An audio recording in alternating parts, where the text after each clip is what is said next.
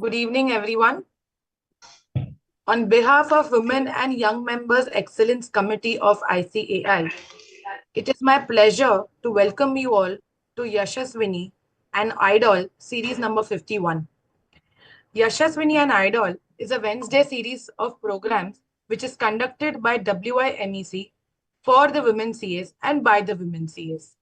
This series is an extension of Sky High Symposium, which concluded its 100 episodes. It is one of the committee's initiatives to not only disseminate information to women members on technical updation and non-technical skills, but also to empower and inspire women members to come at the forefront and realize their verbal skills at public forum. With this brief about WIMEC, let's proceed to today's session. The first speaker for the day is CA Meenakshi Gupta. Let me formally introduce CA Meenakshi Gupta, who is really a good friend of mine. CA Meenakshi Gupta is a seasoned chartered accountant with a whopping 21 years of experience, specializing in auditing and business development. She is a partner at leading CA firm, a speaker, and an active member of professional committees with a focus on women empowerment and continuous learning in the profession. With this brief introduction, let us all welcome CA Meenakshi Gupta. Forum. It's indeed a pleasure to be part of Yashaswini once again.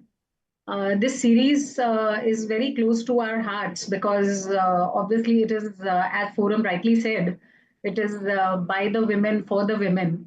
So, it's always a pleasure being part of this women fraternity and addressing all the women professionals. Now, the topic today allotted to me is financial statements of non-corporate entities. This is what we have been doing since our, I think, the time when we came into our accounts field. So we have started our accounting, journey from these financial statements of non-corporate entities. But we have been doing in our own ways. Only thing is the formal structure of the same has not been provided to us till date.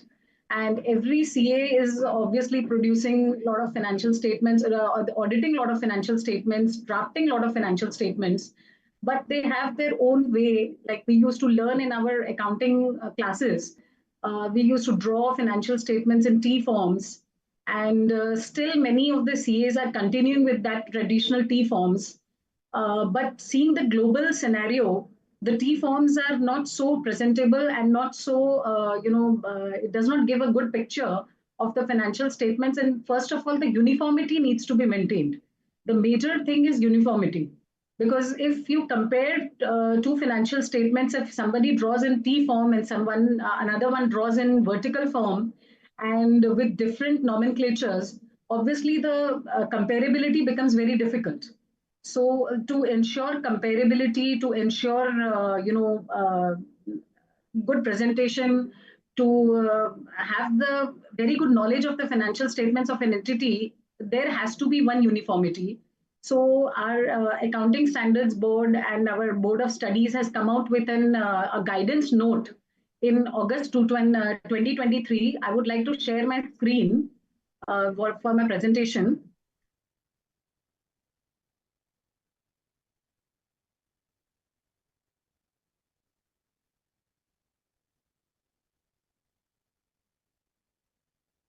I think the screen is visible, right, ICI? Yes, it is. Okay. Now, financial statements of non-corporate entities, this guidance note was issued on 8 August 2023, which is effective for financial statements for financial, I'm sorry for the repetition, it was made in a big haste, for financial statements covering on or after 1st April 2024. Now, since it is written on or after 1st April 2024, so the first financials which will come out will be for 2024-25. So that is why it is now said that it will be almost mandatory for all the chartered accountants to ensure, rather the entities, to ensure that this guidance note is adopted. Because as you know, all the accounting standards and guidance notes are mandatory to follow for chartered accountants. Now, in case of corporate entities, the primary users of financial information, as we know, are shareholders, regulators, because regulators like SEBI and potential investors, people who want to invest in the companies, lenders, lenders basically the banks and the NBFCs, creditors because they have a lot of stake involved in the company, then the users need financial information to make various economic decisions, as we all know. And for corporate entities, we have in place Companies Act, the Schedule 3 of the Companies Act, where we all mandatorily follow that format, which is already specified in the Companies Act. Now, in case of non-corporate entities, or they cannot be guided by Companies Act because they are, as you all know, the nomenclature itself says it's non-corporate. So, but still, the responsibility of for non-corporate entities is also very wide because there are also a lot of stakeholders of this financial information. And as the users are still potential investors, employees, lenders, suppliers, and other trade creditors, customers. So only the thing is the regulators are not there in place. Regulators in the sense that's like somebody called SEBI or somebody, something like MCA will not be monitoring these financial statements. But still, a lot of people are dependent on the financial information, which is provided by the financial statements of non-corporate entities. So now in case of non-corporate entities, many statutory corporations or authorities also raise substantial financial resources in capital markets because a lot of NBFCs also invest now in formats of LLPs or basically or joint ventures or partnership firms, so to say. And as we all know, financial statements are the backbone for any kind of financial planning, analysis, benchmarking, and decision making. So whenever a lender has to give you, provide finance, always they will ask for the financial statements, be it corporate or non-corporate entities. So they have to be reliable, complete, and comparable. So all this is ensured with the help of this guidance note. So it is now mandatory to follow. Now, to go into the details of the financial statements, I would like to first specify what is the applicability of accounting standards in case of non-corporate entities. That is very important too, because the background of the financial statements, in the background of financial statements, accounting standards form a very important role. We all know there are three sets of accounting standards. Indian accounting standards, or shortly they are called IND AS. They are for specified class of companies only. So IND AS is applicable only for companies, and that too for specified classes of companies. I'm not going into the details of the benchmarks for which this Indian accounting IND AS has to be followed. They are obviously the large companies, so to say, the listed entities and the larger entities with certain turnover and paid up capital criteria. The IND AS is now very much applicable. Now, there are another set of accounting standards which is notified under Companies Accounting Standards Rule 2021 for companies other than those following IND AS. So the companies which do not fall mandatorily into the category where IND AS has to be followed, they follow accounting standards. Now, same accounting standards which are prescribed by ICI for entities other than companies. So the accounting standards mostly are common for even companies as well as non-corporate entities. Now, we will later come to the scenario where we'll come to the list of accounting standards which is applicable specifically for non-corporate entities.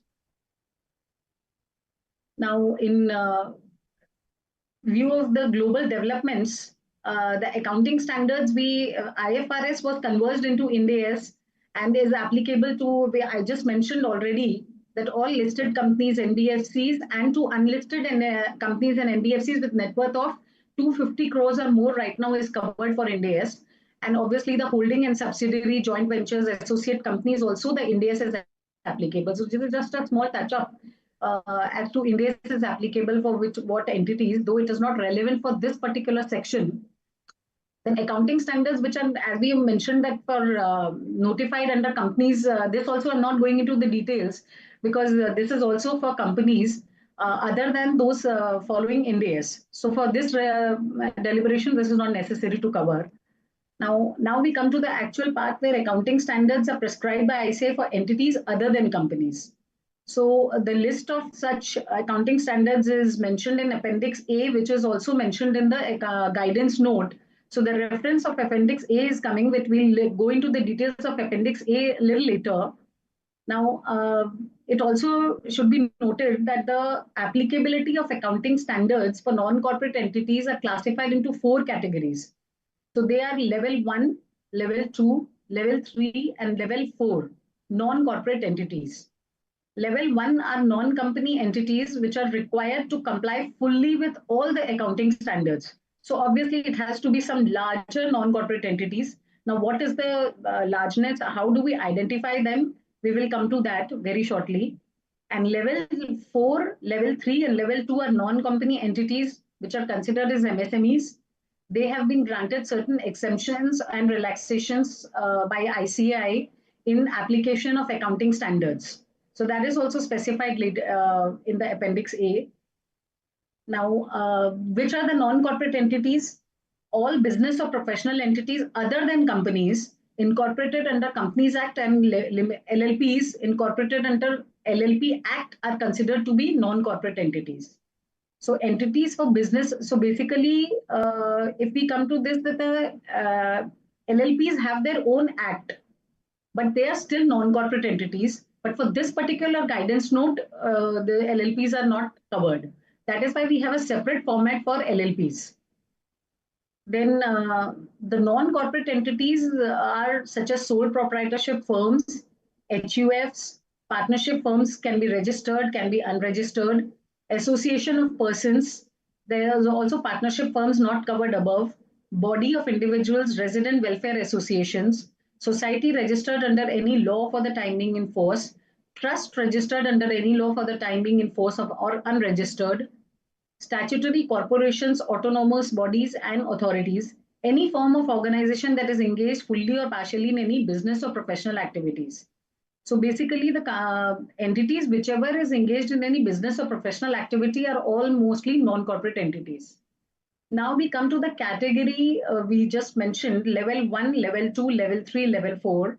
So there are certain criteria based on which the entities are divided into these four levels. The criteria is listed in the tabular form. As you can see, the level 1 entities are they are already or to be listed. They may not be listed, I mean to say, but the turnover criteria is banks or FIs or insurance companies, they are all level 1 entities if they are not corporates. Then turnover, which is greater than 250 crores, borrowings greater than 50 crores, or holding in subsidiary of any of the above. Now, you may come to say that why holding in subsidiary? Because it is very much possible that an entity which is a non-corporate entity can be a subsidiary of a listed company, being an having major partnership share held by the listed company, then it will become a subsidiary. So that can be a non-corporate entity. Now, level 2 are medium-sized entities. They are called medium-sized entities. There the turnover is greater than 50 crores, but less than 250 crores. Borrowings is greater than 10 crores, but less than 50 crores. And again, holding and subsidiary of any of the above. Then level 3 are small-sized entities where turnover is greater than 10 crores, but less than 50 crores. Borrowings is greater than 2 crores, but less than 10 crores, and again holding in subsidiary of any of the above. Then micro enterprises are the residual enterprises, which is not falling under this category, right? So entities which are not in level 1, 2, and 3 are all level 4 entities. Now, we will go into the list of accounting standards. This annexure 2 is specified in the guidance note, where all the accounting standards which are applicable to non-corporate entities are listed. So right now in accounting standards which are issued by ICAI till as on 1st April 2020, there is no further addition to this list. Are all listed here. I will not read all the accounting standards over here, as we have been doing this day in and day out, following all these accounting standards. So as you can see, it is all listed from AS1 5 to 5. Then 6 has been struck off. 7 is there and 8 has been struck off. 9, 10, 11, 12 to 415. Then we have 16 to 23, and then we have 24 to 29. So these are all the accounting standards which are already listed in the guidance note also, as well as in the institute's website. You can see that. Then the applicability of these accounting standards. Now, these accounting standards are not in total applicable to all the entities equally. Level 1 entities, as we have already discussed, are required to comply in full with all the accounting standards. So there is no exemption for level 1 entities because they have larger entities, even though they are not listed, all the accounting standards are applicable to them. Now, applicability of accounting standards and certain relaxations for level 2, 3, and 4 non-corporate entities. So it is listed in this table, which is also part of the guidance note. I have also reproduced over here, where you can see for level 2 entities, most of the guidance, the accounting standards are applicable. As you can see in this particular, from AS1 to AS11, AS3 is the one which is not applicable to any of the three entities, which is because this is like cash flow statement. So cash flow statement do not form part of the non-corporate entities for other than level 1 enterprises. So all the level 2, 3, and 4 may not give the cash flow statements, as we have already not been giving. Then level 3 entity, then there are AS10 also there, where it is applicable with some disclosures exemption are there. So we will come to what exact the exemptions are there also is listed separately also in this particular guidance note, which becomes easier for us to understand that certain paragraphs have been given which is not applicable to all these entities. Similarly, from 12 to 21, this is the list where applicability and non-applicability to these accounting standards is very well specified. So this table is very handy to identify that what accounting standard is applicable to which level of entity. And it is very nicely given. It is also wherever the certain things are applicable, but certain standards are applicable to certain levels of entities, but some clauses or some paragraphs or some disclosures are not applicable to some level and 2, 3, 4 entities is all given over here. 2, 3, 4 is already only been provided over here as one for level 1 entities, all the accounting standards are applicable. Now, there again, accounting standard wise, it is given that which particular paragraph is there where the applicability to level 3, 4 is not applicable.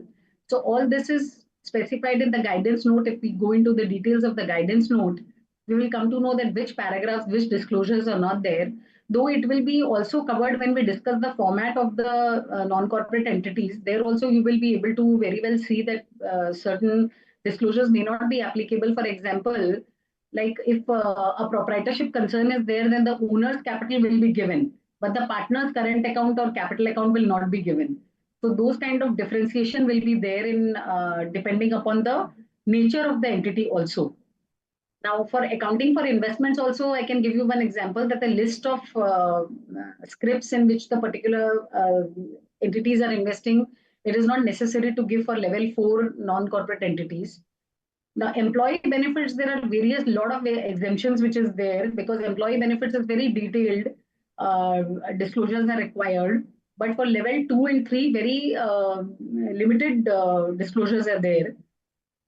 Similarly, for accounting for taxes on income, only for level 1, 2, and 3, it is very well applicable. For level 4 enterprises, there are again exemptions being given. So all this you can go into the details and see. And these are few accounting standards which are not applicable to any of the non-corporates. They are consolidated financial statements, accounting for investments in associates and consolidated financial statements, financial reporting of interests in joint ventures, and interim financial reporting. So these are the standards which are not applicable to non-corporate entities. Okay. Now, what are financial statements? Now, this is something which I think is a little not so good to discuss over here in this forum, but then still, since we are discussing financial statements, we have to go through this. So financial statements form part of the process of financial reporting, where a complete set of financial statements normally include a balance sheet, a statement of profit and loss, a cash flow statement wherever it is applicable, and those notes and other statements and explanatory material that are an integral part of the financial statements. Now, why I'm mentioning this, though I thought it is not necessary to mention, but I feel that there is a necessity to mention this because many of the non-corporate entities and are not giving notes to the financial statements. They do not give significant accounting policies. I have seen so many non-corporate entities who do not give the other notes other than few important notes like AS18 related party disclosures and stuff like that, whereas contingent liabilities may or may not be given. So these notes should mandatorily form part of the financial statements because without the notes, the financial statements seem incomplete. Because if the significant accounting policies, which are the basis of the formation of financial statements, are not provided, then the user will be not able to know what accounting policies have been followed in making these financial statements. So this is very, very necessary. Then the objective of financial statement is to provide information about financial position, performance, and cash flows of an entity. So these are all there. Then there are certain general instructions which have been given for the preparation of balance sheet and statement of profit and loss account.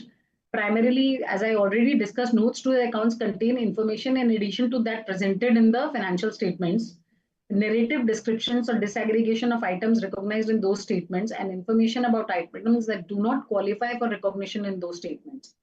So this is something which is we have been learning. Then the cross referencing is very, very important because wherever on the face of the balance sheet and statement of profit and loss account any item is appearing, such item should be cross referenced with the notes to the accounts and vice versa. In notes, if you are giving any disclosure, the main from which schedule it is following, like for example, if you are disclosing something about the fixed assets, then it should draw a reference to the fixed assets notes. Similarly, if you're disclosing anything about liabilities and the reference is not drawn to the liabilities notes, then it doesn't make any sense. So this cross-referencing is definitely necessary. Then rounding off thing is now come to even non-corporate entities. So depending upon the total income of the non-corporate entity, the figures have to be rounded off. So total income, if it is less than 100 crore, then it can be rounded off to nearest hundreds, thousands, lakhs, or millions. And if it is 100 crore or more, then it is to be rounded off to nearest lakhs, millions, or crores or decimals thereof. And once a unit of measurement is used, it should be used uniformly in the financial statements. It should not be the case that you are drawing financial statements in hundreds, and then when in the notes you are giving figures in lakhs. We have seen so many entities where they are giving figures in thousands in the financial statements, but whenever they mention any figures in contingent liabilities or related party disclosures, it comes into different unit of measurement.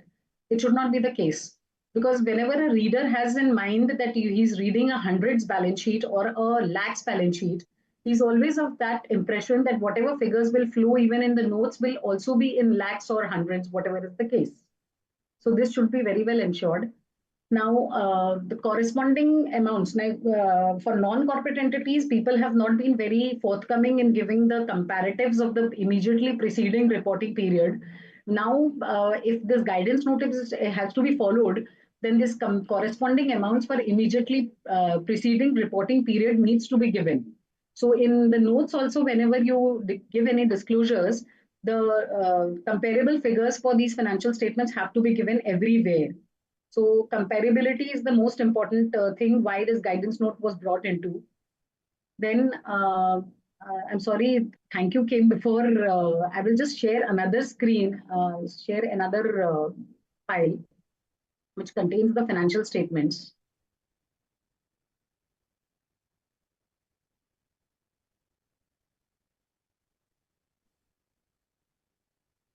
Okay, so this is the format of non-corporate entities. Now here, we are very much familiar with these formats because we have been drawing financial statements of companies from a very, very long time. And it has been drawn mainly in line with the corporate entities only. All the nomenclatures are all in sync with the schedule 3.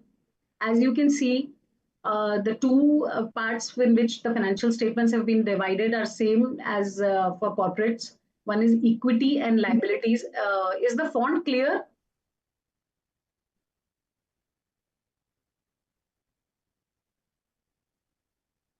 Okay, I think all have gone into a. Is the font clear for the Yeah, present? yeah, it's clear. It's clear. Yes, ma'am.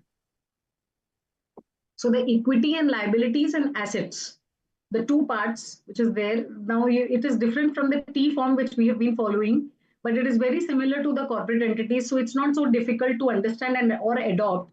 But obviously, it will be a little difficult for people who have been copying, pasting, or format save as, because now you have to redraft that the financial statements which have been traditionally being made into T format. But it is very easy for who are day in day out who are drafting the financial statements of corporate entities, because it's exactly you can replica of that. So only difference will be there obviously will be that in equity it will be now owner's capital account and not share capital. So equity share capital, so there will be nothing called authorized share capital or issued and paid up capital. It will be owner's capital account, like a proprietor's account will be there. So owner's capital account will come. Now, in case of partnership firms, it will be two parts. There is a separate format for partnership firms. I can discuss that also a little later if time permits, because there will be the partner's current account and capital account, as you all know.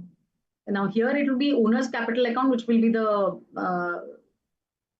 proprietor's capital. Then comes the non-current liabilities. Now here you will note that all the liabilities and all the assets have to be divided into non-current and current. So now in the traditional format, we were not following that and we were not giving that non-current and current thing. Now we have to identify even for non-corporate entities which are non-current and which are current. Now definition of current and non-current everyone knows is less than 1 year if it is payable or it comes into current liabilities, and more than 1 year if it is there, then it comes into non-current liability. So this is the face of the balance sheet where all the similar things which are there in the companies are their long-term borrowings, deferred tax liabilities, which is a net figure. So many of the companies who have deferred tax liabilities as well as assets, they give both the figures over here. So please don't do that.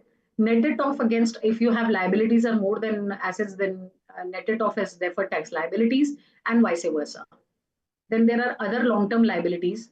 Other than long-term borrowings, there will be some long-term liabilities. Then there are long-term provisions, current liabilities. All these nomenclature is very, very familiar to all of us.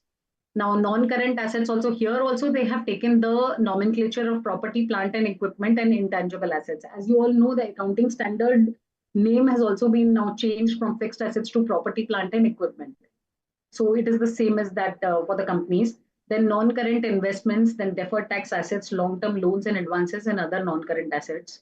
Now, details of these schedules also are there. We have put up in the format. Now, current investments, inventories, trade receivables, cash and bank balances, short-term loans, other current assets. Then also here, like companies, we have to give the brief of about the entity in significant, like when you give the first note, you have to give a brief about the entity, like just like companies, though the mention of incorporation may not be given, but what the company is into, what is the object of the company entity. Sorry, I'm using the word company. It would be like what is the brief about the entity, what entity is into, like manufacturing or trading or service activity or whatever it is the case. The summary of significant accounting policies is also mentioned on the face of the balance sheet. So this is all very important to note that this is very, very similar. And then there is a line which is there that the accompanying statements form part of the financial statements. It got cut, I think. Then the statement of profit and loss is also very, very similar to the corporate entities. Revenue from operations have to be separately, like we used to use in our nomenclature, people were using terms like sales, or they are using exports, some are using sale of metals, some are using like, professional services. So now all that has gone. From the face of the statement of profit and loss account, it will be simple revenue from operations and other income. So on the face of the balance sheet, it will be all everywhere uniform. Then on the expenses side, there will be cost of goods sold, employees. If your company is not into manufacturing, then instead of cost of goods sold, obviously purchases can come over here, or purchases may not be there. Then employee benefits expenses, finance costs, depreciation and amortization expense, other expenses. Then there is something called similar to EBITDA. Now here in this particular case, it will be partners remuneration has to be excluded from this particular expense sheet, because they say profit or loss before exceptional and extraordinary items, partners remuneration and tax. So then exceptional items will come into picture before the partner's remuneration. Then after the extraordinary items, there is a profit before partner's remuneration and tax. Then the partner's remuneration will come, and then the PBT is given. Then tax expenses are there, where current tax, deferred tax, excess short provision comes. Then they have a bifurcation of something called continuing operations and discontinuing operations also. So even this is a very non-familiar kind of thing for non-corporate entities, but they have incorporated this. So even if the non-corporate entity has any discontinuing operations, you have to identify here and mention that. Then profit or loss for the year, then that uh, obviously the earnings per share is missing over here because this is not a company, so there is nothing called earnings per share. Then the standard statement that these are integral part of the financial statements. Now, partners remuneration has been asterisked, and it is written wherever applicable. So if it is not a partnership firm's entity, it will be excluded. So there will be nothing called partners remuneration over here in case it is a not a partnership firm. Then note one, it starts with the notes where no standard thing is being given, but it is just given brief about the entity. So whatever suits and whatever is important for us to disclose over here, we can give it. Then significant accounting policies, we should give about the general accounting policies which we follow. For all the items, we should mention all that. Then owner's capital account. So there also the movement has to be given properly. Like I have seen in many of the non-corporate entities, they do not give any kind of movement. They just directly put owner's capital account. But here they have specified that you have to give the movement. Now, obviously, the non-applicable things you have to exclude. For example, if suppose there is no remuneration, if it is a part proprietorship concern, then there won't be any remuneration for the year or interest for the year, because a proprietor will never take a remuneration from a proprietorship concern.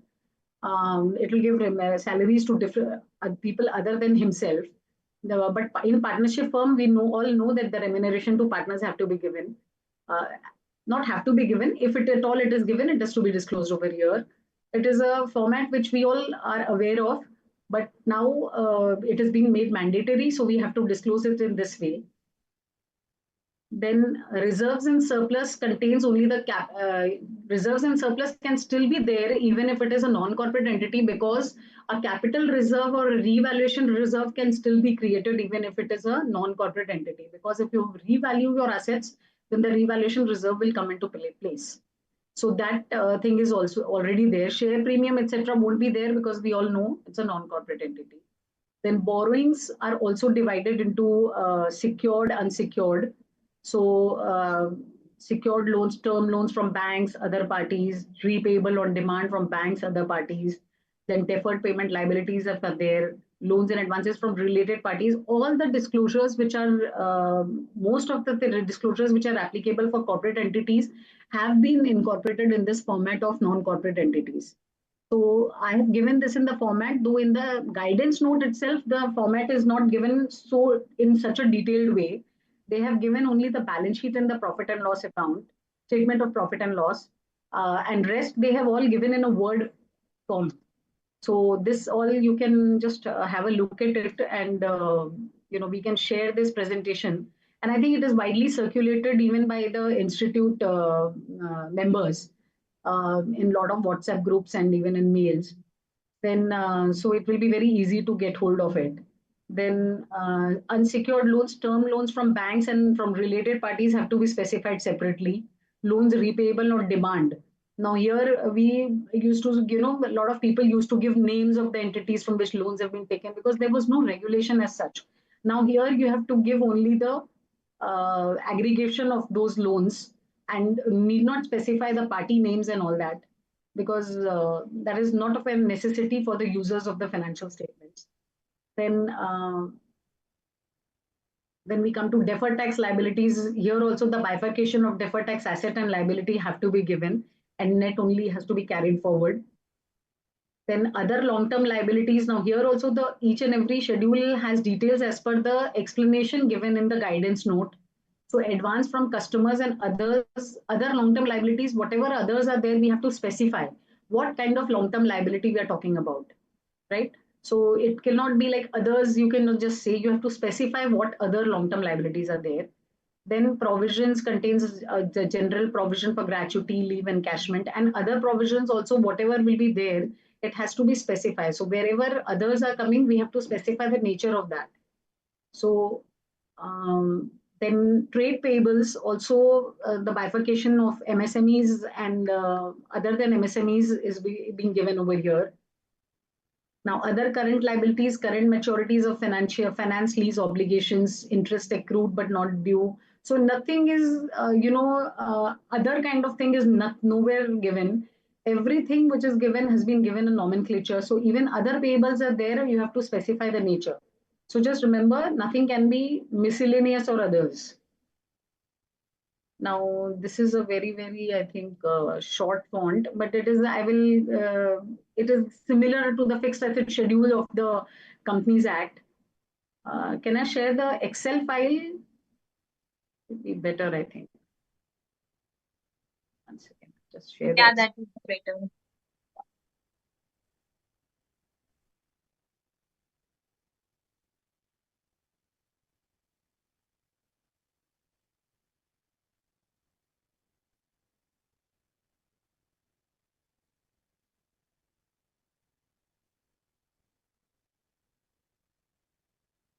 Sorry for inconvenience.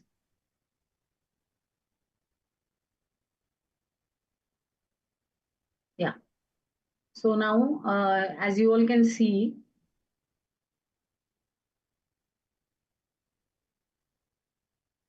so property, plant and equipment and intangible assets.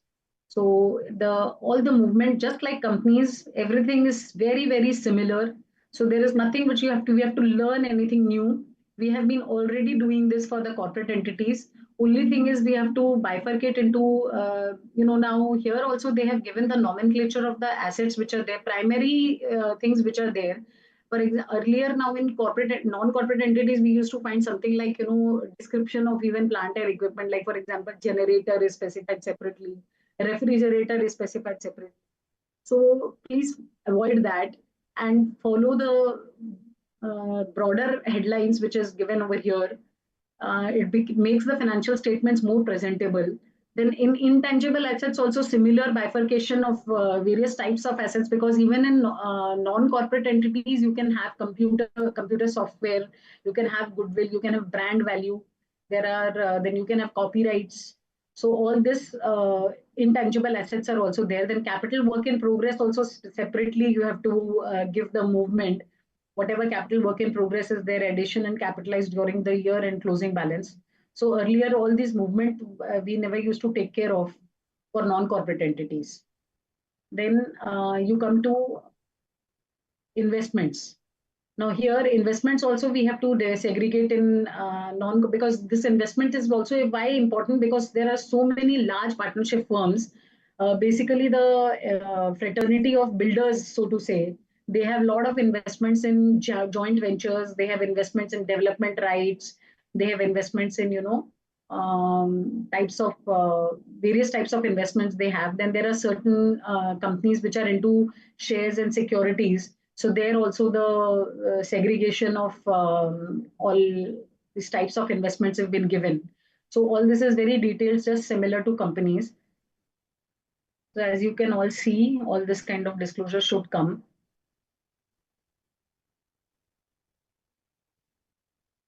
Okay, the current investments and long-term non-current are all specified over here. Then the loans and advances are also bifurcated into secured and unsecured. So capital advances separately, you have to say loans and advances to partners or relatives of partners. So all this has to be given. Then advanced tax net of figure. Now here also you can see advanced tax and TDS net of provision for income tax. So we in non-corporate entities, I have been seeing in many of the cases they give advanced tax in advances and they give the provision for tax in provisions. So please don't do that. Follow the same procedure which we do for companies, that we net off the advanced tax and provision for tax, and the net of figure should come over here. Then there are all this is there VAT credit, though these may not be relevant now in the era of GST, but we can still, so many people have these credits still put lying in their books. Then all these kind of capital advances, again low unsecured ones will also come. So since it's just a reproduction of the earlier part, then we have other non-current assets also there. As I said, there is nothing called others. We have to specify the nature. Inventories, again, very detailed disclosure is given over here. Trade receivables, outstanding more than 6 months have to be given separately. Now, this was always only in the case of companies, but now since it is the format has been specified for non-corporate entities, so even for aging analysis has to be done in case of non-corporate entities. So all this is over there. Then cash and bank balances, these are all very, very similar to the companies. So I will not go into much details because we are all very, very familiar with this format.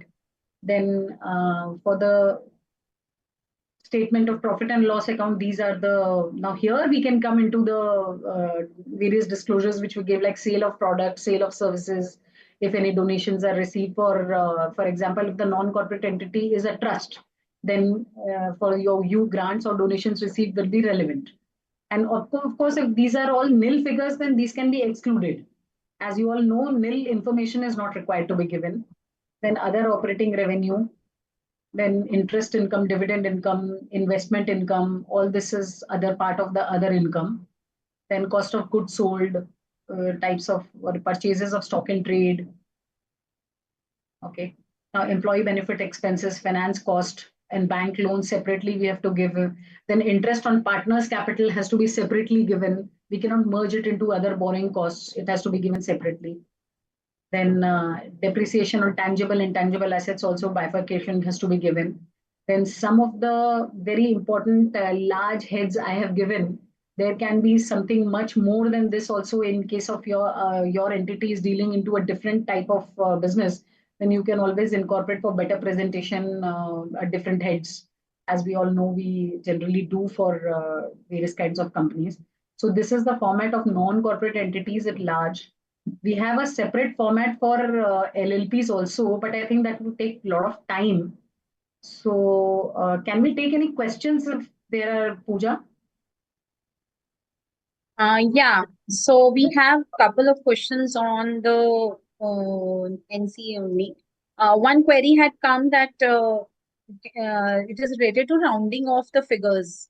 Say if Yeah. the figure is 10 lakh 600, so can we rounding off to nearest thousand, or it remains like that only 10.06? So it depends upon the unit of measurement you choose. Hmm. For example, if the level, if your company has having a turnover of suppose 10 lakhs, then you will go into obviously hundreds or thousands max. So if you choose to the whatever unit you choose, you have to disclose in that way. You have to put the decimal there, depending upon hundreds or thousands what you're giving, right? Another query had come whether charitable trusts are also required to follow these guidelines. Yeah, because see here the non-corporate entities covers the trust also. So, but for charitable trust like for example, Bombay Trust Act or the Trust Act have a different format. So even that is not very clear that how people will fall because there the things are little different from what is there in this particular format. So I think that format can be taken, but broadly that can be taken. But if you know the detailing has to be done, then the disclosures can be picked up from this format. Okay, because I think for every specific act, there is a specific format already Financial given by statement. the Yeah, the charity guidance office. note cannot override other act. That's what I feel. Right. Uh, that is my view. But then we need a clarity on that going forward. And the last question is that is this format mandatory for non-audit, non-corporate firms?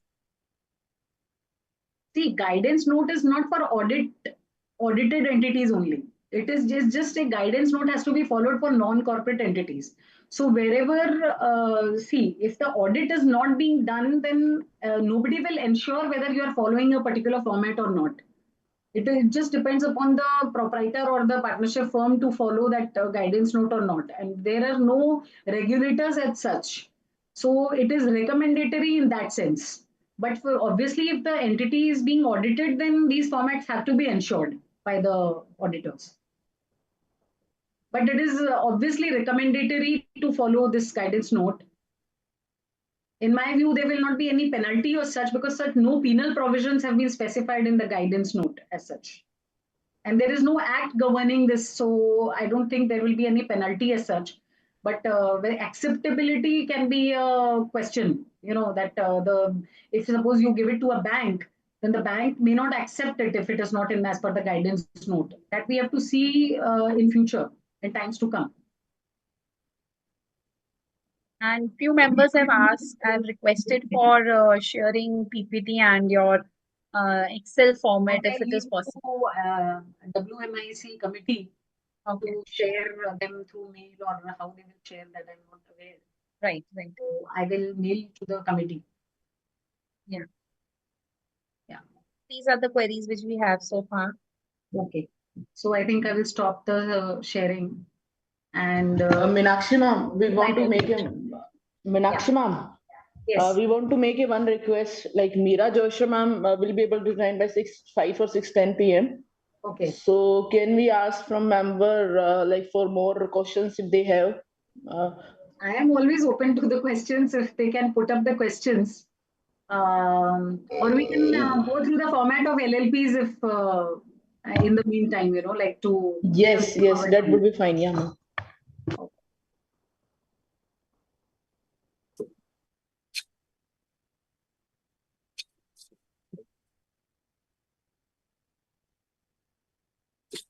So this is the format of the LLP. It is separately given. So here the only difference is that like owners capital was coming in place of equity and liabilities. Here the partners funds nomenclature is being used where the bifurcation of partners capital account is like partners contribution, fixed contribution as well as the current account. Now rest of the disclosures are more or less same. Only thing is here the partner remuneration will be obviously there. Even if partner's remuneration is not being given, it is advisable to give a nil figure over here because it is a partnership firm. So this kind of difference is there. But rest of the things, like for example, here in partners contribution, agreed contribution is something different, and introduced can be something different. So this is always there. Agreed contribution will be whatever is there as per the partnership deed, and actually whatever is contributed is coming separately over here. So this is the difference between LLP, and there is not much difference, very clearly I'm telling. So don't go into so much of details separately, because the major coverage is that difference is the capital part and the partner's remuneration part. Rest, all the things are very absolutely stay same. So there is no major difference, but this is, we have got hold of this format separately for LLPs. So I just thought I will share it.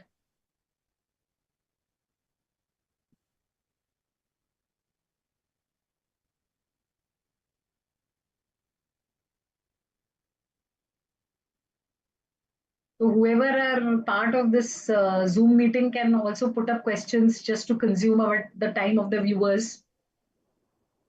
So as per, so Meenakshi, for corporate entities, we have a continuing and discontinuing operations tab separately. Do we need to maintain profits from continuing operations and discontinuing operations in this Yeah, format? if at all there is a discontinuing operation, then obviously that disclosure is necessary. But if there is nothing of that sort, then that disclosure can be completely avoided. continuing operation, because this is not governed by any act as such, but the guidance Right. note is something which is mandatory for the chartered accountants to follow. So for entities who are not chartered accountants, or they are just doing on their own the financial statements, for them I don't think this guidance note will become applicable. So as there was a question like if the entity is not audited, Hmm. so very clearly the answer will be that if the entity is not audited, then who will ensure this guidance note adherence? Because the chartered accountants are governed by the guidance note, but the entities are not governed by the guidance note, because that is not by any act or anything. Right. So that is my view.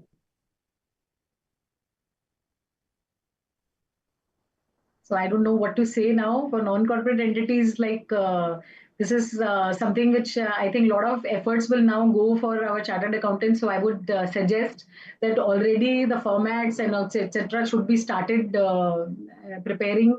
People who are auditing a lot of non-corporate entities, you start preparing it in this particular format, because it takes a lot of time. It seems very easy, but then changing from one format to another is always tiring and always time consuming.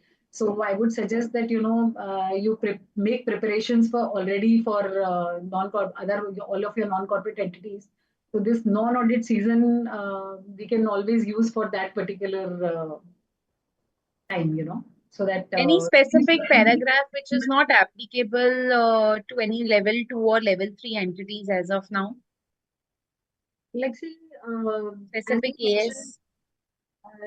AS means, for example, what should I say? All the paragraphs which are not applicable are being specified in the guidance note itself. But Okay. logically speaking, if you see, then there are so many paragraphs which are not applicable to level 4, level 3 enterprises.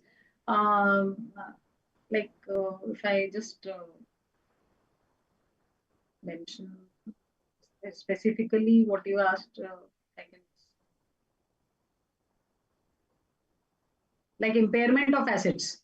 So in impairment of assets, for level 2 and level 3 entities, this impairment of assets, a lot of things like, for example, discount rate, where Right. where you arrive at the assets which does not give any value. We have to arrive at a certain value for companies. But for level 2 and level 3 enterprises, that all those disclosures are not necessary. So for impairment of assets, a lot of disclosures become redundant for level 2 and level 3 enterprises. Now, similarly, accounting for taxes on income. Now, for level 4 entities, the measurement is not, the deferred tax asset liability classification is not necessary. It can be directly just deferred tax assets and liabilities can be given. The bifurcation may not be required to be given. The exemption has been given for level 4 entities. Then what else is there? Ma'am, I have a question. In your view, as per the corporate financial statements, we are required to present the ratio analysis, right? So, is that again a requirement in the preparation of this financial statements of non-corporate entities?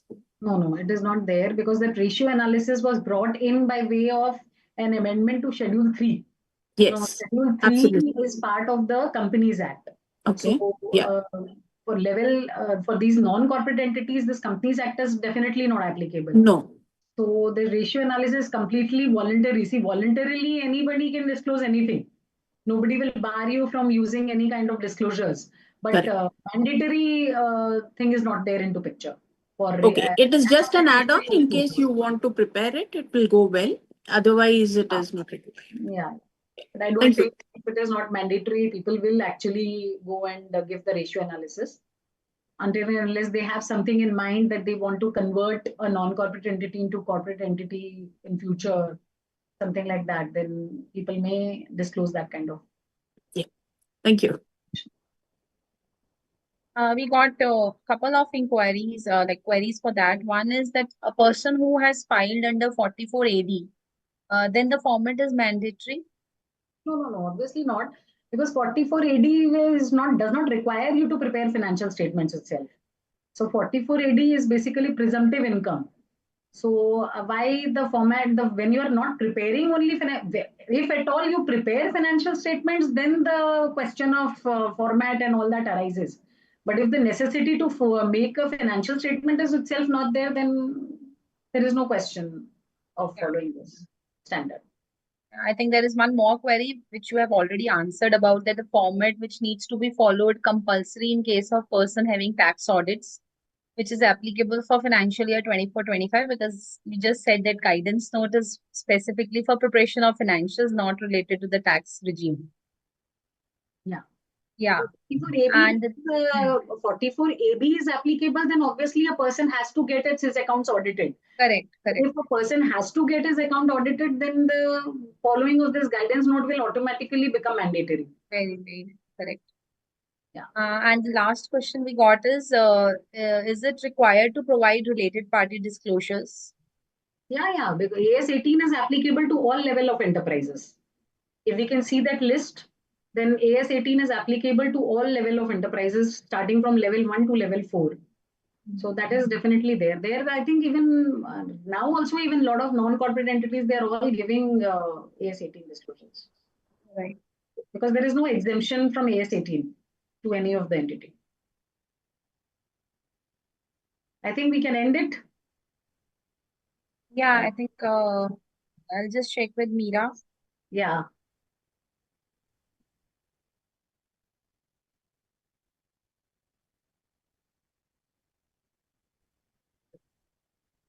So regarding the format, ICI committee can just see what in what way they can circulate the formats.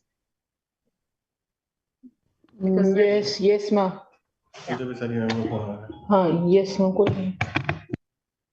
Participants, if you have any more queries, so expert, the topic is with us. So this is a golden opportunity. You please type your query there. It will hardly take 5 minutes.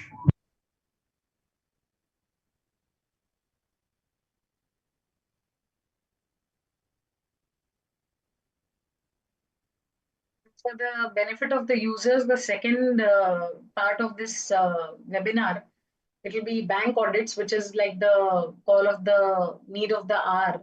So everybody please remain in this webinar to take the benefit from our expert speaker.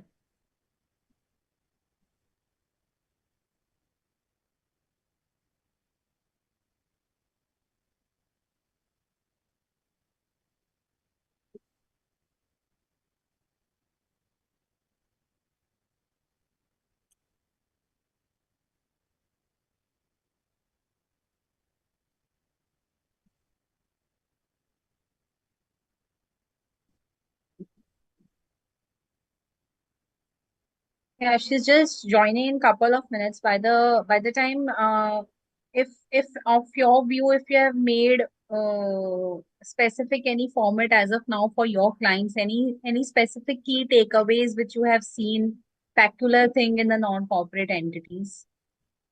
Main things, as I told you, were that comparatives was not felt necessary for non-corporate entities.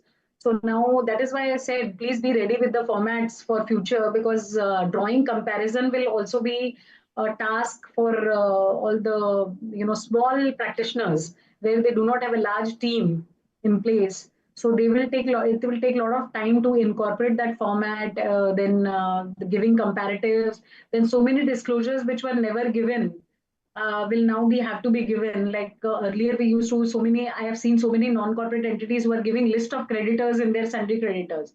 So all this have to be aggregated into detailed workings, and only the aggregated amount has to be now given in the financial statements.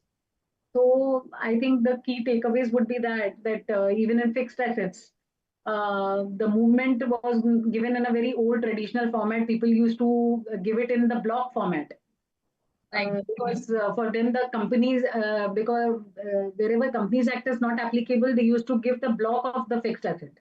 Now, since now we have a guidance note in place, so this block method also has to be come out. We have to come out of this block method, and we have to give asset-wise disclosures.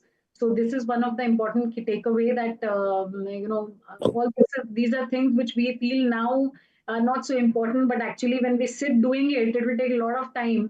And with my experience, I can say that like from in August 23, it was out.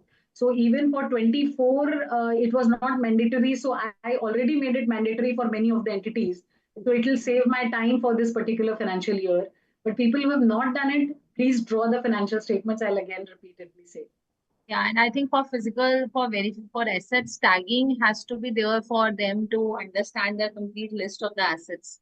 Yeah, Which because people generally, who are following the block method, the right, tagging is there, not there. Now, that block method will be there for your income tax purpose. But correct, for presentation of financial statements, that block method will no longer hold good. right, So, like separately PPE, office equipments, then plants and machinery have to be separated. Otherwise, in companies like in block method, all PPE, plant and machinery and office equipments are all merged into one.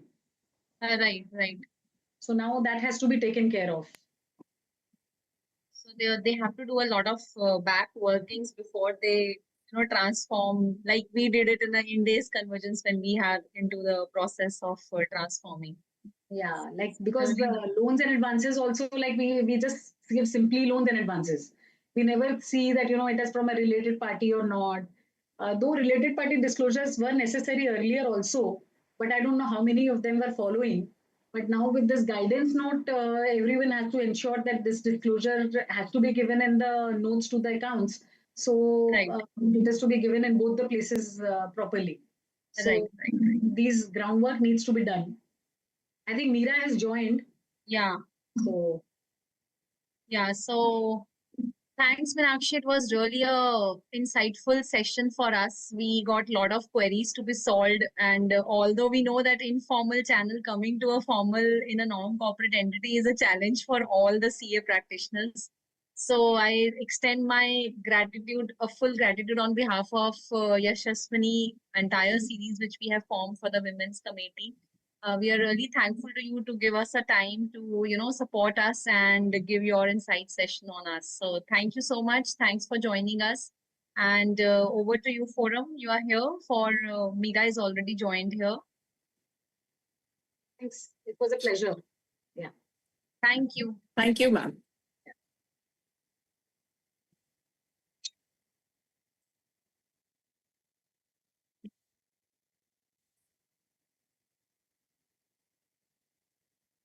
So, Forum, may I proceed with this? Yes, ma'am. Yes, thank you.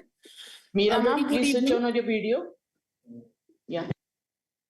A very good evening to the leadership of WYMEC, as well as to all the speakers and the participants attending today's session. At the onset of bank audit season, we have CA Meera R. Joysher with us today, who will be discussing upon the related and relevant topic, which is discussing upon a critical areas in bank branch audit. Meera ma'am is a senior partner of a leading CA firm having experience of over 15 years with expertise in statutory assurance, risk advisory, and international taxation. She's also an active participant in various professional forums and training programs, thereby sharing her immense knowledge and expertise among professional working in India's top insurance and power companies. Welcome, Meera ma'am, and I would request you to start the most awaited informative session. Thank you. Thank you very much. Over to you, ma'am. You Hi, may good start evening, the session. everyone. Am I audible? Yes, ma'am, absolutely loud and And clear. the presentation is also visible? Hello, is my presentation Yes, ma'am. visible? Okay, so I'll proceed. Yes. Yeah. Thank you very much at the onset to WMEC committee and the entire ICAI members who are involved in this session right from the beginning. It gives me immense pleasure to be present before you, and sorry for all the rush and push. I was stuck up in a bank audit initiation today. Thanks, ma'am, Sridevi ma'am, and thanks the technical support for bearing with me. Let us proceed immediately. Okay. See, when I talk about bank branch audit, definitely it is such a big subject. It is very difficult to cover in 50 minutes time span. I don't know how much justice I will be able to do to this topic, but as the topic suggests, I will at every stage pinpoint on those critical aspects that you should not miss. Some of them in the initial beginning, at least you will feel these are all you already know. Yes, we all know about it, but what I would suggest here is I need to iterate it again for the reason that these are certain steps which still get missed out. We somewhere or the other tend to take them for granted, right? So starting with the pre-audit, I mean the advanced related checking or the bank audits, when we start, we have to first concentrate on the pre-audit steps, and in the pre-audit, the appointment, engagement, NOC, auditors, seeking NOC request, getting an auditor's NOC. Here, most important, what I will talk about is the engagement letter. See, all the other letters we are used to now, and we all have been taking. Somewhere we miss on is this engagement letter, which the institute also rightly has started emphasizing a lot for the reason in this risky audit scenario, which we do at every stage, especially in the banks, it is very much important to spell out, to identify, and most importantly, to spell out the duties of the auditor and the auditee. Because at the end, otherwise, the bank officials are very smart in transferring the entire responsibility on us. And so that we don't get trapped in it, this document is of immense importance. About the NOC, which I would say is, in case you are not able to procure NOC before actual initiation of the audit, it is okay, because we all know many times we get the name of the auditor once we reach the branch. Thereafter, we start the communication, and it might take 2 more days or 3 more days to get the NOC. It is absolutely fine as long as you are getting this NOC before you sign your audit. You can start, because this is a special type of audit wherein you do not have adequate time to wait at each step. So you can initiate your audit after sending a request for NOC, but the actual NOC can be received anytime till the signing of the audit report. Initial communication important because, and most of it needs to go on mail. See, what happens is we talk a lot on the phone, and many a time we just keep on exchanging papers once we reach the branch also. We don't understand how important it is to do this communication in writing. Why I would say so is, today's example, we received the allocation of the branches just yesterday, that is 1st April. Wherein it was written audit initiation date 1st April, completion date 10th April. Imagine when you're receiving the allocation on 1st April, you will do the paperwork, you will send requirement list to the branch, they will communicate with the details. How are you going to complete by the 10th? And if you don't complete, the bank officials, higher ups pressurize you, stating you are negligent, you have not followed the timeline. So if your communications are on paper, on mail, with the proper signatures or any kind of audit trail, it will help you substantiate at every point. Besides the initiation, at every point, I would say, whenever we are asking for details, ask for those details over the mail. Or if you are exchanging a piece of paper, take signature along with date on it. Maintain an Excel stating all the requirements that you have asked for, the date when these were asked, date of each item as and when it is received. This will help us prove that many a times it was not we who made it delayed. It was actually the bank officials or the details that were received from the branch which came late, and as a result, this audit actually got delayed. Pre-audit procedures, besides I told you the appointment letter things which we have to take care of. Once we go to the branch, or in fact, if the manager approves or if the manager agrees, we should try getting all these reports, especially the previous audit report, the previous concurrent audit reports, last year's statutory report. You might have RBI or internal audits, inspections that have been conducted, forensic audits. The bank has so many other different types of audits that are conducted. It would be very good if these reports can be read pre-hand so that it will help you establish a risk perception. The risk matrix can be developed, and based on that, we can determine how much and what kind of audits, what kind of checks we need to actually perform. The authority letter also is very important because the branch is such a sensitive place that whoever is visiting that place needs to be authorized by the primary partner or proprietor of that of the CA firm, without which the banks may not allow you to conduct the audit. Okay, the list of advances, etc. we need to take. I am sure you all know about it. Most important again is to go to this, that is the RBI HO guidelines. RBI keeps on issuing several guidelines relating to the banks day in and day out, and keeping a hand on my heart also, I would say we don't really go through them the entire year. Last year when we finished my bank audit, and today when I am starting it, I'm sure 99% of us, including me, have not run through these guidelines.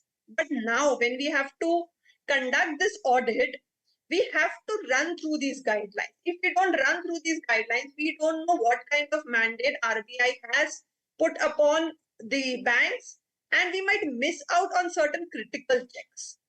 So run through the RBI guidelines. I will be covering 4 or 5 major guidelines which have been issued in the last 1 year, which will impact our current period audit.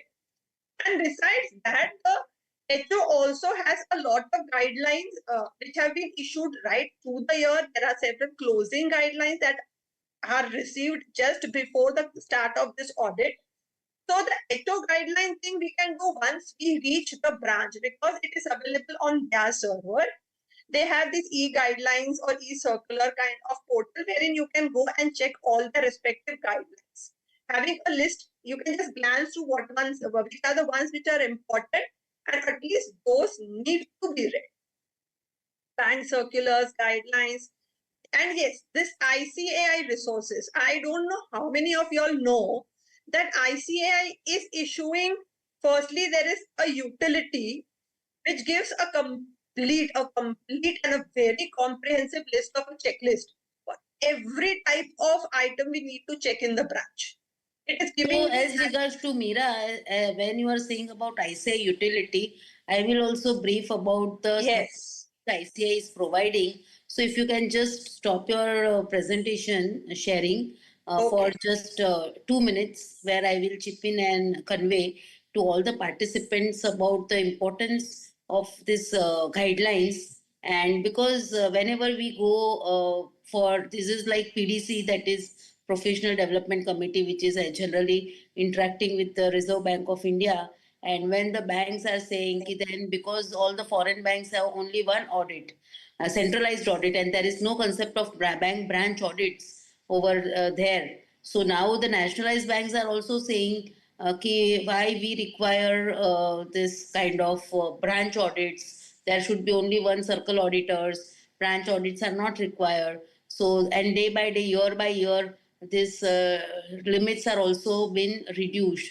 Like limits are increased and the audit of the branches are reduced, and accordingly the firms are also reduced, and lot of members. And in fact, I am also not having, my firm is also not having bank branch audit, right? So this is regular interaction with the RBI. So this is very important that we improve the quality of our bank branch audit, so that we always say, see what are our MOCs, see the number of MOCs, the revenue leakage, what we are showing, it should be high.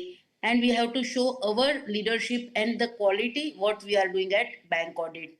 So that's why the support which is being provided. So regularly we organize this kind of seminars on physical as well as virtual mode, as well as we have a panel of experts on this bank audit, where if you can if you are having any query, so you can always write to that email to that portal to the panelists, and you will be get revert immediately within 2-3 hours. So that is portal is also there, and expert panelists are there on this portal. The utility, all the circulars are there. We have a bank guidance note on the bank branch audit. So on the statutory audit, so it covers the branch audits also. So you must have this guidance note which is mandatorily to be followed. So these are certain initiatives for conducting the branch audit in a quality manner. So, and generally when we go to the branch, the records, the information, data is not available before 2nd or 3rd of April, because they say it is a closing है, ऐसा है, and the due date for the branch audit is fixed कि आपको 10 तारीख तक करके देना है, 12 तारीख करके देना है. So within that limited period, actually, how we can do our work best, and that is why we thought we should have such kind of semi webinar, so that in a shortest possible time, how we can actually enhance the quality of our work. And so that's why Meera is there. So thank you, Meera, for being here. I can see Jayanti madam also and Sridevi madam also. So thank you for being here and sparing your time, and all the participants. I request you to please consider this work as a very sincerely, honestly, and ensure that we can give the maximum quality output out of it. You can always reach out to your circle auditors. There are always 5 to 6 central circle statutory auditors. If you find any difficulty about classification, provisioning, you should reach out to them, so that they can also give take the guidance from them. Sometimes lot of pressures are there. You are not getting the records, the documents. You should always write to the senior level management. If the branch management are not management is not supporting, connect to the seniors, HO, zonal office, regional office. So all those things are very, very important to consider, and to ensure that we do the perform the work professionally and in a quality manner. I can also take a session on bank branch audit, but we have our special guest and very well versed and having a good knowledge on this subject. Meera is there. So I request her to take it further. Meera, over to you. Are you there? Thank you, ma'am. Huh. So with this, this is Yashaswini. This is our 51st series, and if you want to be the speaker or the moderator, please reach out to us, either me or a vice chairman, Ravi Patwa, and we ensure that this is a platform for all women, for women, by women, and continuously this series, it is our endeavor to serve the best to all the members of our fraternity, and for that we're looking forward to you to come as a speaker or the moderator. With these words, I wish you all the best and having a very successful career over the year. Thank you very much. Over to you. Thank you, ma'am.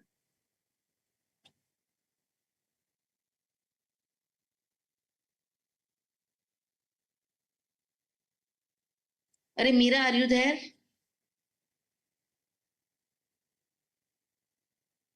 रुचि मीरा है? Ma'am she is on line but network issue है, मैं connect कर रही हूँ ma'am से. Okay, ठीक है. So if you have any question, please put in the chat box so we can take it further. By this time, all the banks have already given the allotment, and you must have received the allotment letters for the branches. And category wise, however, the bank, as per the bank norms, see, the PDC role of PDC is very important. They give to RBI the entire list of the eligibility who have filled the MEF form. The entire eligible auditors list is been given to the RBI, and then RBI shares this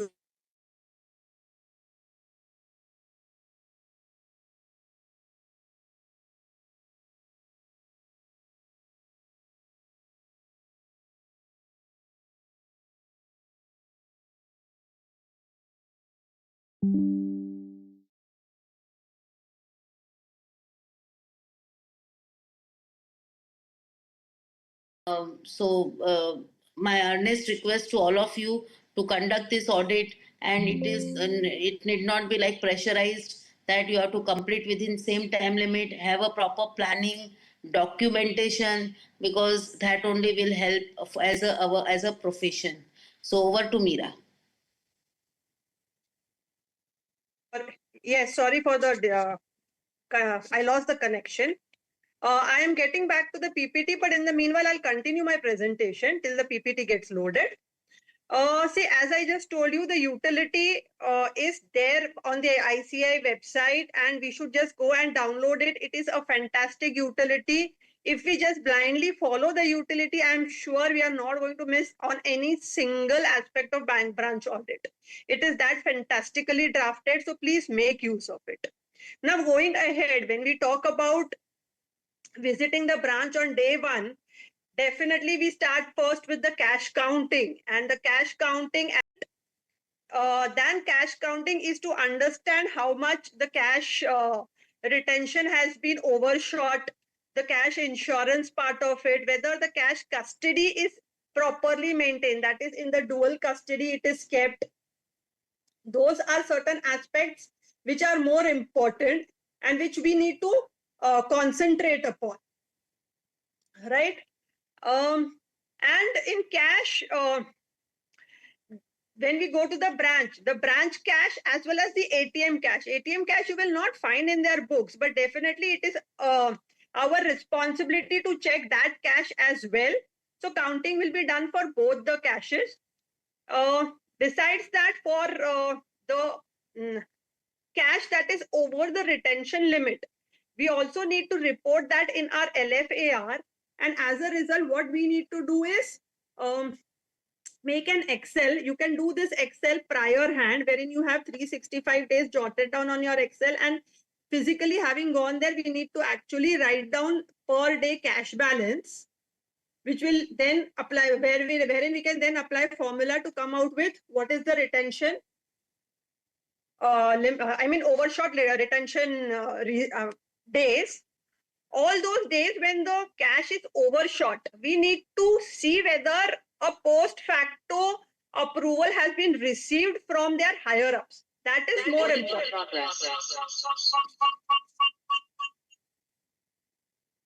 Just a sec. Hello ma'am आपका 2 device से connected है, एक device से please आपको बंद करना होगा तभी। नहीं हो गया बंद। Yes yes ma'am. या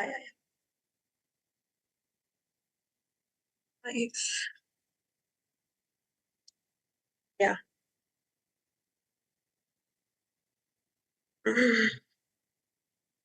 I'll share my screen again.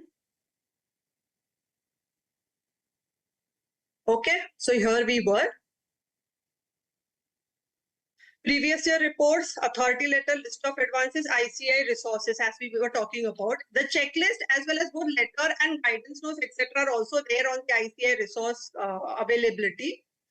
The cash I was talking about before we move on to the credit functions.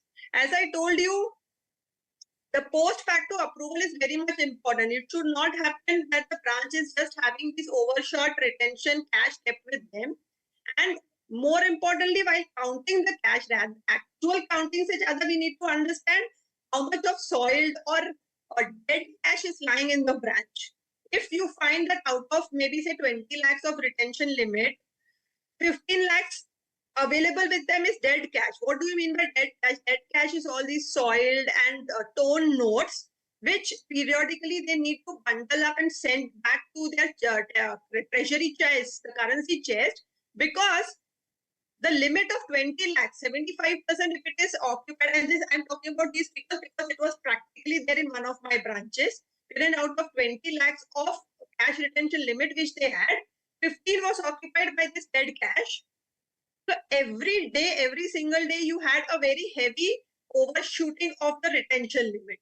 And why it is important to control this retention limit is, if you don't control it, my insurance calculations, my checks that are there from the HO point of view are all going into a loss. Whenever there is an insurance taken at the central level, they have the calculations made based on the retention limits given to each of the branches. Moreover, if excess cash is lying in those branches, it is like a security threat as well for that organization, and hence ensure that retention is short, maintained. Soiled and cut notes, very important to ensure it is very, very minimal. If you find they are on a heavy basis, please clear cut, put a very high alert. Even I would say go ahead and put it on an emphasis on matter as well, because it is a real high alert risk in the branch. Moving ahead from cash, we all want to concentrate on the credit functions of that organization, because that is where the risk is lying. Right? The entire bank risk, major 90% of the risk lies in the credit. The money which has gone out needs to be in healthy hands, in healthy businesses, and need to come back within time. So once you go to the branch, when you take a list of the entire loans, which loans, I mean the advances as well as loans, the term loans, CCOD, housing loans, absolutely everything. Based on the type of product, they have this entire list. You need to sample it, and the sampling firstly is like 10% of the total loan kitty that the branch is having, or 10 crores, whichever is lower. So for example, we go to a branch having 100 crores of loan. 10% of that is, I mean, let me not take 100, let me take 150 crores. So 10% of it is 15 crores, and minimum is 10 crores. So any advance or loan above 10 crores, you have to 100% take it in your checking. And below this, that is below 10 crore or below the 10% of the total loan balance, you need to ensure that you cover a sizable amount to enable you to place reliance on their workings. So for example, the branch where I visited today, they had say 160 crores of loan, 16 crores is minimum, 10 crores, so lower of the two is 10. But the maximum of ticket size loan that they have is at 1 crore or 1.5 crores. So does it mean I don't have to check anything? No. In such cases, take at least the top 10 loans in between all such kind of loans which have been opened during the period, or certain loans which were closed during the period. You may find certain loans which are overdrawn or they are irregular. So those are certain criteria which you need to document firstly. What is the basis that you are taking for selecting this sample? Shortlist it, make a comprehensive and a crisp list of it, and give it to the branch manager, who will then arrange for the papers for us to check. Now, the entire set of documents need to be checked on these bases. One, whether the loans that were sanctioned were within the loaning power of the authority that has sanctioned it. If the loans are small and they are within the power of the branch manager can sanction it. Or the age, I mean, there are so many different, the senior branch manager, senior manager, AGM, depending on the size of the loan, these need to be catered to. And if you find at any place that there is a splitting of loan that is happening, same type of loans are given in two tranches. I mean, this would generally happen for term loans, for example. See, in CCOD, you can't have two CCODs running simultaneously. But this can easily happen for term loans, or it can happen for other types of gold loans, for example. In such a case, if you find on the same day, for example, two gold loans are given of 10 lakhs each, rather than going to the higher up, the branch manager managed to split it up and give two loans. So such splitting should not happen. You should ensure that the loaning power is respected in its true sense. Then there are several pre-sanction appraisals. Pre-sanction appraisals are predominantly the checks which probably we as chartered accountants would also know how to do it.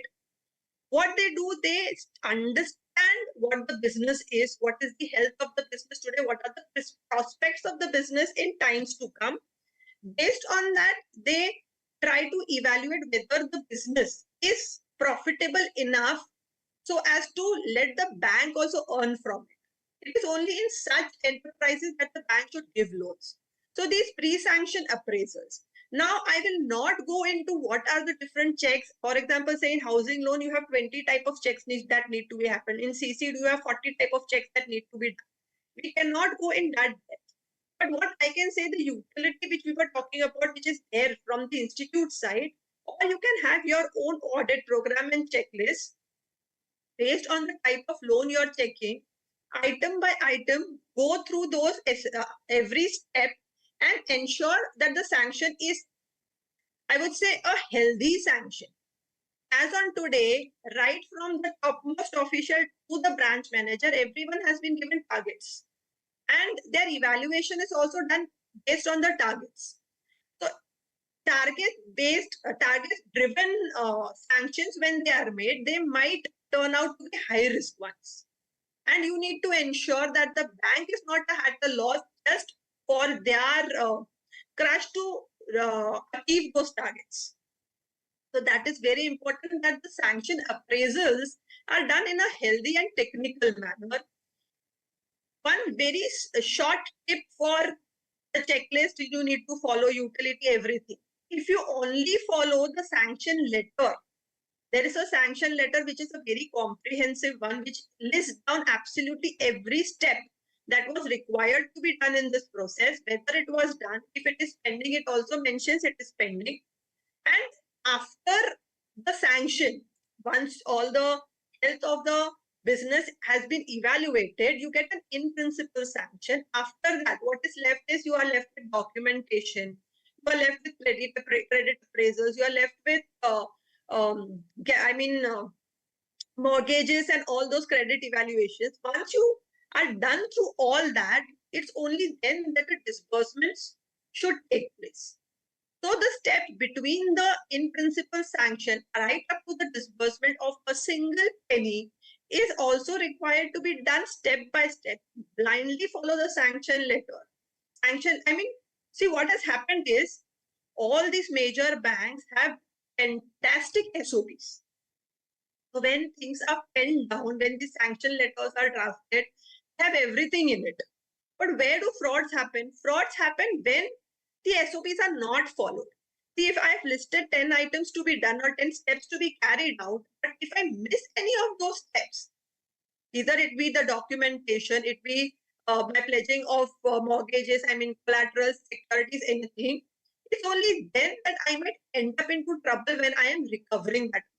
So by pre-sanction and disbursement related checks are very, very important. And more important than that are my post-sanction checks. I would say here post-sanction and pre-disbursement, I mean creation of charges, mortgages, depending on the type of security. If it is a working capital loan, or that is like a CCOD, the creation of charges, there'll be just hypothecation of the stock. If it is a collateral, I need to create charge on that, plus also register it. If it is a company, this registration needs to be done with the MCA as well. So there are different places where this charge needs to be registered after creation. If we miss on that, my central agency does not have information about the charges that are created in that branch or that bank, and it exposes the risk of the very same security being charged again. So that is why it is important that you not only create the charge but also register it.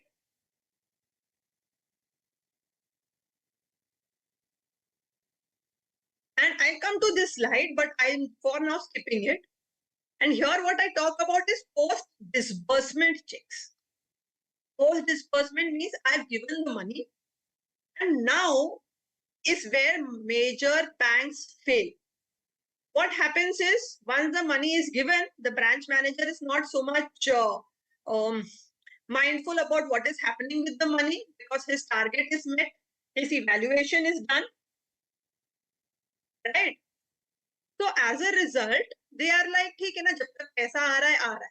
Initially, the money will come very comfortably, but in the long run, this money is safe only if I evaluate it on a timely basis and in a healthy manner.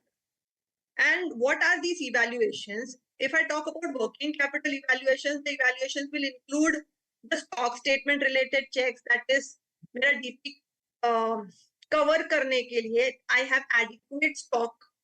That stock is a rolling stock. It is not, because see, many a times you will find stock statements coming. But if you just logically analyze those stock statements and compare it to the previous stock statements, you will find the very same items continuing again and again. They don't mention the sentence on the top that these are less than 90-day stock. They just casually give away that statement. But if you go a little in depth in those statements, you will find the stock statements having a lot of more than 90-day stock, or the data statement having more than 90-day datas. As a statutory auditor, should I go to that level of checking? I would say depends on exposure limit, the branch where you are checking. For my major CCODs, which are like a very high risk, or I would say they are a very big part of my total loan size. In such cases, even in statutory audit, I should go to that kind of level also and check the stock statements. My DP, and for the stock statements, one mistake which most of the banks do, which I would call a critical check, is ensure that from the stock statement, when they are calculating the DP, they add the stock minus the margin, the debtors minus the margin, and also reduce from that the creditors. This is the third thing which they miss out. What they do is they do add stock and debtors after removing the margins, but the deduction of creditors does not take place. And if the DP calculation is mentioned after only these two additions, I am missing out on the fact that most of the stock or debtors can actually be funded from my creditors. If I just reduce the creditors value, in most of the cases, you will find your DP falls so badly that my outstanding is far over my DP limit, and now the account turns NPA. So this is something which is very important, which the system does not understand. In the system, the DP amounts are fed by a human. So if a human is feeding something erroneously or intentionally leaving out creditors, for example, the system will not understand that. And as a result, it will calculate a high DP. If I have a high DP, say 50 lakh rupees, and my outstanding is 48, account is not NPA. But suppose मैं उसमें से creditors minus कर देती हूँ, you might end up the DP to be, say, for example, 30 lakhs. And my outstanding is 48 lakhs. So clear cut 18 lakhs is overdue. And if this overdue is for 90 days minimum, this account turns NPA.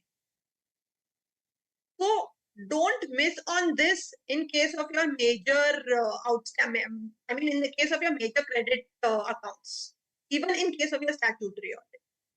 And this security inspection is wherein you actually go to the go down, you go and check their factory, you go and check their warehouses wherein the stock is stored, to understand whether the stock statements that are received really give a fact of what is there in store, or they are only window dressed.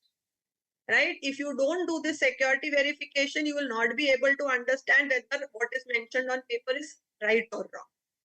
And I would say under statutory audit, should we do security inspection? Again, as I told you, if the exposure level is really very huge, and if you find alerts from your financial statements, the analysis. Now, let me come to this, why you check this. So in your financial statements, you check the health of the organization. At the inception, when the loan was taken, there were a lot of forecasts that were done, a projection that was done. Whether my actuals is in line with those projections, that you will be able to understand only from this financial, when you compare them to the projections. When you compare your financials, P&L to balance sheet to the notes, the cross ratios will help you understand whether the system is really working, whether the organization is really working in its true sense, whether the funds that were given to the organization have been used for the business of the organization or they were siphoned away. And hence the fund use which I'm talking about, the short-term ones not to be used for long, or long-term not to be used for short, or as I told you, just give away to your related parties. All this should not happen.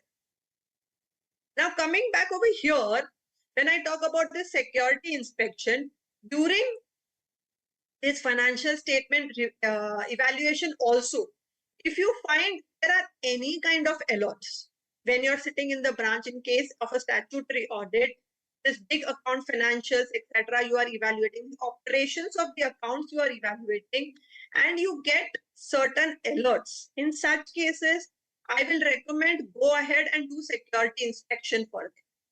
Don't bother whether the branch accepts it or not. You have to emphasize on, yes, I want to check this, right? Now, insurance, most of this loans, let it be term loans or the CCOD loans, what issues we get with insurance is maybe sometimes they may be underinsured. How do we calculate underinsured is, even if I, for example, have a limit given to the my customer of say 30 lakh rupees, the stock is of 50 lakh rupees. What I generally feel is, if 30 lakhs is covered in the insurance, I should be happy about it. But frankly, that is not the case. The insurance, in terms of its completeness, should cover the total value of the stock and not the value for which I am giving loan. Because, say, out of 60 lakhs of stock that is there in the warehouse, say 30 lakh of 40 lakhs of stock is damaged. Now, when the insurance company gives money or compensation for the loss, it will not give 40 lakhs. What they will compare is 40 lakhs vis-a-vis 60 lakh is my percentage, that is say 66%. So when I put in a claim of 40 lakh rupees, they'll only reimburse, they'll give me only 66% of it, which is adequate for the bank or not will depend on what is the outstanding balance. So for insurance cover, adequacy of the cover is very important, and the perils, because it might also happen that the customer is very smart, he'll give you maybe only a fire peril covered insurance policy. It is cheap, bank needs an insurance policy, they'll come and give you that policy. But as a branch or as a bank, I need to be ensured that my money is covered against any type of peril. Because if the stock is at a place where it is earthquake prone, I need to ensure that there is an earthquake. If it is flood prone, I should ensure it is flood covered, fire covered, theft covered. More the number of perils, the insurance premium increases, and that is basically why the customers do not want to get all the perils covered. So in your audit, whenever you are checking the insurance cover, ensure that it not only is adequate, but it also covers all the perils. The temporary overdraft could be temporary, means it should happen once in a while. If you find in the exception report that a certain customer is continuously availing this facility, then he's misusing this facility of temporary overdraft. It actually should now get converted into actual limit so that all related checks on that from the bank's end can be done, and this temporary thing should not be misused. My LAD or ORD, that is letter of acceptance of debt, needs to be taken every 3 years maximum. As of now, most of the banks are taking it every year, so feel safe about it. But at any instance, you find an AOD which is more than 3 years old, it is the most alertive point on the bank, because once it is a 3-year-old acceptance of debt, the bank is legally not allowed to go and ask money on it. So in such cases, maybe the branch manager will have to persuade the customer and get a backdated LAD. And if that is not done before your completion of the audit, you need to report it in your main report. The review frequency, the annual review is compulsorily required. You have a facility of 2 short reviews of 3 months each, but beyond 18 months, the review should not be pending. It will directly get the amount and get this converted into NPA, right? So the review frequency and the review should happen in its true sense, not a paper review. I think we all are smart enough to understand whether it's a paper review or actual review was conducted. I don't need to stress on it, but ensure that the review is done. Now, when it comes to the non-fund based limits, verify, see, in most of the cases where frequent DGLCs are required, again, in such cases, you have limit, the way you have it for your loan. Just that here the money actually is not given. It is a piece of paper, a kind of guarantee or a credit that is given. Every LC or BG that is given cumulatively should be within the total sanctioned limit. At no point it should cross that limit. Yes, the plus minus keeps on happening. For example, the first PG which I issued has is no longer required. It has expired in 3 months. So that needs to be subtracted. Subsequent BG additions need to be added, but the cumulative net difference should never cross the fund limit. And if you have any BGs or LCs which are expired or overdue, they generally reverse it only once they receive the actual guarantee. See, frankly, even in the guarantee letter, it is written that beyond an X date or X period, the bank is no longer liable to pay. But when these BGs are given to the government, many a times the government invokes it even after the guarantee period. In such a situation, bank generally reverses it only after receiving back the actual guarantee paper, the original guarantee paper.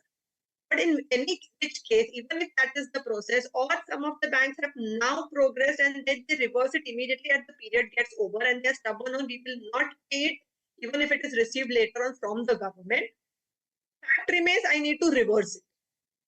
My contingent liability figure will be dependent on what is the BGs that are standing in the system.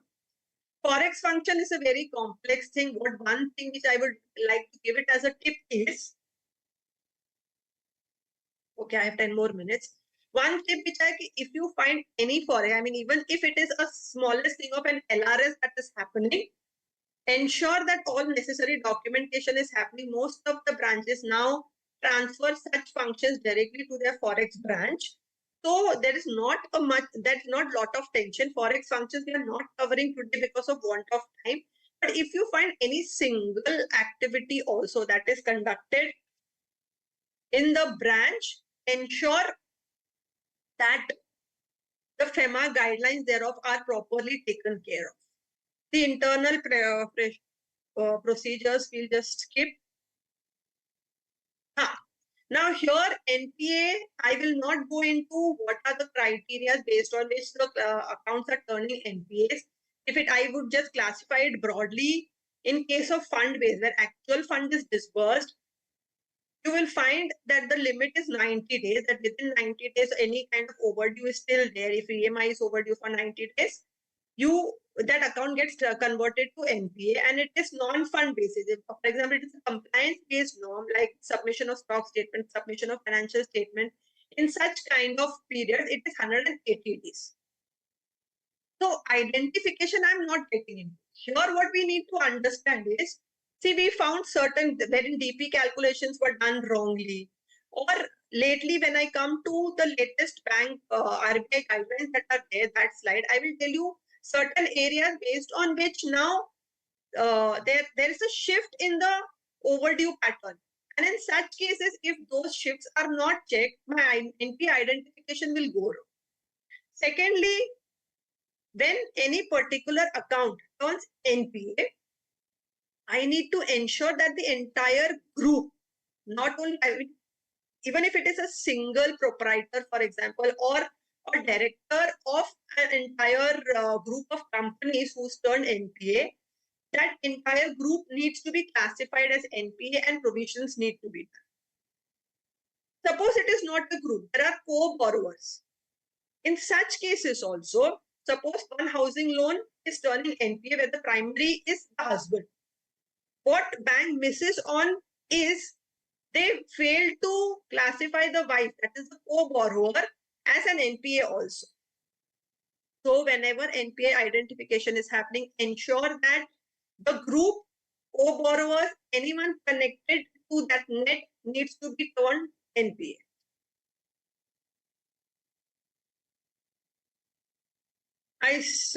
There are these checks related to deposits. Why KYC is important. I'll come back to this if time permits because I would like to cover two things. One is this whenever you're doing income leakage thing or anything, go ahead and take a statement wherein you identify what are those charges or what are those entries which were done by a human and what were those which were done by the system. You get a report wherein manual entries are captured, and they'll give you, once you run through all those entries, you will find out wherein human intervention has taken place. If those human intervention is resulting in an income leakage or suppressing NPA identification, you need to report it on a high alert. Government commissions, investment income, it's okay. See, documentation is what Preeti ma'am also stressed upon. I did cover it a lot. I mean, what are the basic documents that we need to take? Please ensure these are taken and kept in your file. We really do not pay importance to this. And this is the most important thing which will cover us. When we talk about going to a bank audit and covering the bank against the risk that they're running for their customer, this is something that is going to cover our risk. If there is something which the bank branch has hidden from us, we didn't come to know during the checks, how are you going to prove it? It's only by documentation. Every single step needs to be documented. Now, if I talk about the key updates, RBI has given, as I told you, year-long circulars and notifications. There are these 4 which are of prime importance. And I mean, if you want, I can give you the notification numbers later on, can be circulated, wherein with effect from 1st April 2024, they have changed the concept of penal interest. What the RBI identified is that the penal interest means if I'm submitting a stock statement late, there is a penal interest. If I am submitting an EMI late, there is an interest. There are a lot of instances wherein the intent initially was to curb such misuses by the customer. But in turn, what is happening is this tool is misused by the bank. For every small thing, they are charging penal interest, and interest on interest is also charged. So the bank has now given this circular wherein they have clearly said every mistake or every lacuna needs to be charged with a penal charge, which is a lump sum figure and not a percentage of the loan balance. So there is a clear shift from penal interest to penal charges effective 1st April 2024. So whenever you are checking the operations of a particular account, if you find these penal interest things still continuing, please bring it up. Because this, again, as I told you, will depend on your calculations of DP, your calculations of NPA and their classifications. There is a concept of key fact statement which the RBI has introduced, which means at the time of sanctioning, every single fact, the do's, the don'ts, in the future, what kind of interest can be charged, what kind of penal interest, penal charges, everything is to be given in black and white in the form of a key fact statement. So every loan that has been sanctioned post 1st October 24, this key fact statement needs to be there in your loan documents. There is a fair practice code for the lenders, which means, I mean, those from the metros might not have observed this so much. It is more so wherein the retail loans or the term loans are given in the form of checks. In the metros, now most of the cases, what we find is the amount are directly done through IMPS, etc. But if there is a concept of a DD or a check, what happens is when we are doing the documentation, there is also one paper which we sign which talks about a loan disbursement request. So as soon as I sign this document of loan disbursement, post-sanction, pre-disbursement, whatever steps are to be taken, which includes the creation of mortgage, etc., as long as those steps are not completed, money cannot be disbursed. But the bank is in a hurry to finish off whatever can be. So what they do is they'll prepare the DD and keep it with them. Once you finish all the post-sanction pre-disbursement procedures, they will hand over that DD to you. But in the system, the DD was created, say, 10 days ago or 1 month ago. So the system starts charging interest from that date. But frankly, what the RBI says is this is not a fair practice. what the banks need to do is this interest needs to be charged from the date of actual disbursement and not from the date when the check or the DD has been prepared by the bank.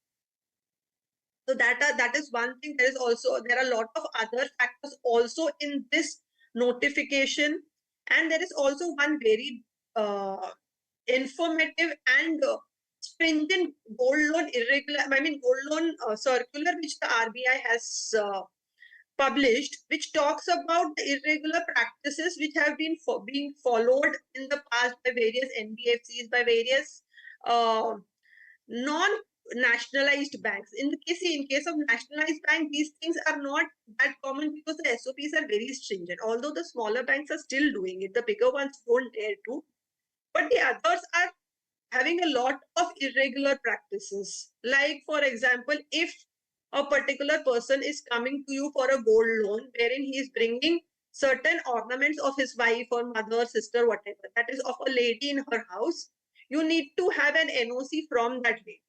Secondly, whenever such loans are given, all the facts of the loan, all reimbursement procedures, the entire do's and don't need to be clearly communicated to the borrower.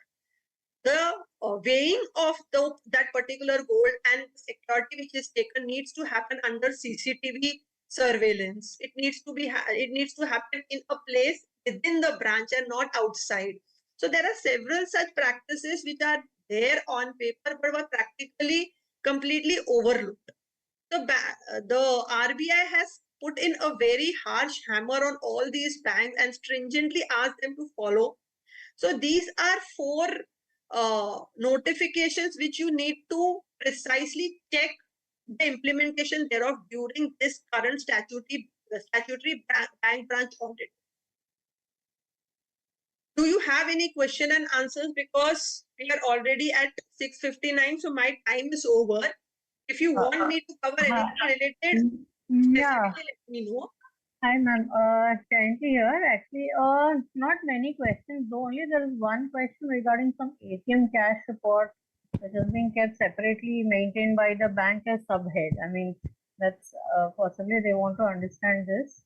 Person, it's written ATM cash report separately maintained by bank as subhead. That's the only question. There's no other questions. I'm not able to understand the question, but yes, it Yeah, is the yeah. ATM cash statement. What I'm trying to figure out the question. Correct. But yes, it is not a part of the branch's balance sheet. It is something which is a separate statement. It will not be shown in the books of accounts of the branch. But at the same time, based on that separate statement, you have to go and check the cash balance. Okay. No other questions, ma'am, as such. Thank you so much for your wonderful session, CA Meera Joshar, ma'am. It was really wonderful. You really appraised us of so many critical areas, the bank branch audit.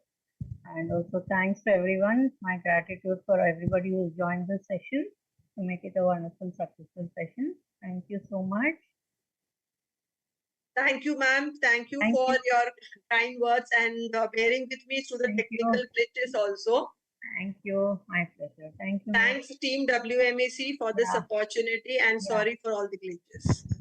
Thank you, team. Thank you, WMAC. Thank you.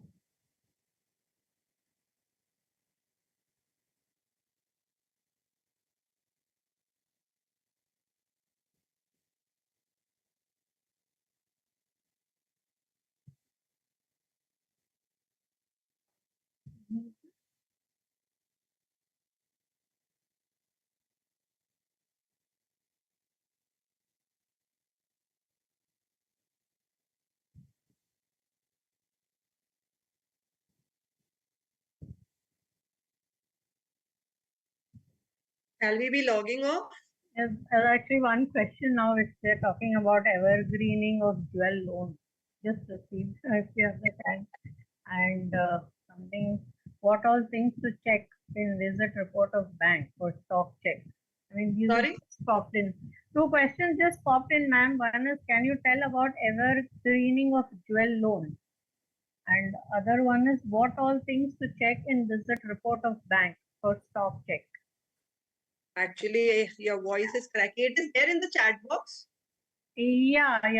One is regarding some evergreening of jewel loans. Jewel loan. Yeah. Can you tell us about evergreening of jewel loans? And other one is, what are all the things should we check in our visit report of bank or stock check? For stock check. Yeah. See, for stock check, what you need to check is basically whether the stock that has been furnished is within the 90 days period that is allowed. It should not be an old stock, a slow or a non-moving stock. How you can compare it is try comparing to the previous stock statements that are received, because in isolation you won't be able to understand whether the stock statement provided is correct or not. Once the person goes for a security verification, the stock statement should be actually factually checked, cross-checked with the stock that is lying in the factory or the warehouse. The financial statements that have been provided, those financial statements also speak about the stock value. That also needs to be cross-checked with the stock statements that are provided. So this one statement has a lot of cross connections. Only if the cross connections are checked, you will be able to identify whether the stock that has been, the statement that has been provided is factually correct. If you try to study it in isolation, you won't be able to study anything, because what they give you, you need to accept it as it is. Even if it is a CA certified or any kind of stock statement, unless you compare, you won't be able to understand the real fact thereof. And evergreening of jewel loans, see here, many times what happens is when people are repaying it, how do I put? There is a rollover. The amounts that are paid are taken away and passed on to someone else. There are a lot of mishaps that are happening in these jewel loans. What is as on today, you see so many adverts which say bring your loan and within say half an hour or 30 minutes you'll get your money. So here somewhere or the other they are not following the guidelines given by RBI and trying to cover up, and that is where even the customer is at risk. See here in case of bank loan, I would not say bank is at risk because they are taking the gold. Unless that the jeweler, the panel jeweler which is there who's coming to take this, to evaluate this security and take it on bank's record, if he is not evaluating it correctly, the people within the branch will not understand. If my jeweler says this is gold, you and I are not going to understand whether this gold is real or not, or whether the diamonds given are real or not, right? What is the value of the diamonds and things like that. So unless you ensure that this paneling is correct, the money that is going is well within the SOPs of the gold loan policies, and as I told you, it is happening within the branch, the weighing is taken place. All these steps, if they are not followed, you will find a great amount of risk. Yes, if the gold is wrong, the risk is on the bank. Otherwise, it is more for the customers that they do not know once this gold is given to the branch whether they will even get it back. And secondly, when I am taking this gold, frankly, I need to ensure that he is going to repay. He has the capacity to repay. Even if that is not happening, then bank is, I would not say at a loss, because what the bank then does is they auction off the gold and get their money. But that is not the ethical way. That is not how the bank should operate. These NBFCs, etc., are doing it left and right, but at least the banks have not been given that authority. So ensure that the money has been taken by the person for a right purpose. This money which is taken by them should not be put into share market. It should not be used in wrong purposes. Again, I would say, how do you go to that level of checking? But yes, somewhere or the other, you have to satisfy your conscience that the money is going in the right hands and to a genuine person. So these are, I would say, the wrongdoings that are happening around the gold loan and the evergreening that is happening. And it can be checked only with basic logic. You cannot have a checklist to identify, to guide you as to what to check and how to check. Okay, great, ma'am. Thank you so much. There's also a request to share your PPT. Yes, I'll share with the committee and they can forward it. Okay, thank you, ma'am. Thank you so much. Okay, and thank you team and thank you WIMC again. Thank you so much. They can also connect with me on the given connect Okay. in case they have any. I may not be available over the phone, but a message or a mail can be returned back. There's actually one more question, ma'am. Whether CC limit can be renewed for short period? CC limit can be renewed for short period for 2 times. More than 90 days or for 6 months? Please guide. No, it is 90 days at a time twice. So total 18 months. Beyond that, they can. Oh, okay, ma'am. Yeah. Thank you. Thank you so much. My pleasure. Wonderful session. Thank you. Thank you. Thank you, all. everyone. Yeah. Thank you all. Bye-bye. Bye. Bye.